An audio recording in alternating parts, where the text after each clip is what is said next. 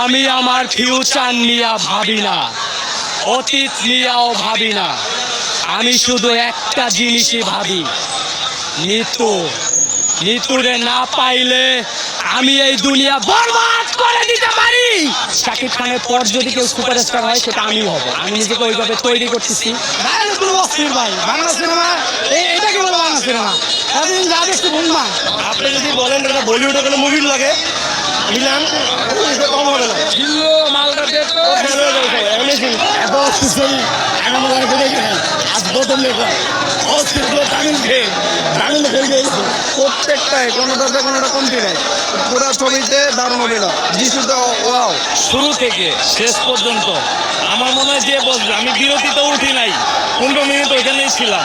একটা মানুষ কি করতে পারে একটা মানুষের জন্য, এই মুভি দেখলে বোঝা যাবে। নায়িকা গুলি করছে কিন্তু লাস্টে যখন হেলিকপ্টার আটকে বলছে এই জিরো হেলিকপ্টার খবর দে, এটা খুবই ভালো লাগছে।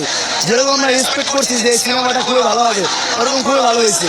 ঈদ উপলক্ষে যে এত সুন্দর একটা সিনেমা দিবে আমার ধারণা করি না কখনই। এই জিল্লো মালদে আমার লাস্ট যে ডায়লগটা ছিল, এই জিল্লো হেলিকপ্টার রেডি কর।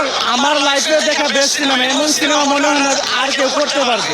মানে বেস্ট একবারে শাকিব খান যে সুপার হিরো এটা বুঝিয়ে দিয়েছে। জিল্লু মালদে আমরা এমন ছবি দেখি না যে তুফান বলেন, সিনেমা বলেন, সব হারিয়ে গেছে। Just amazing movie।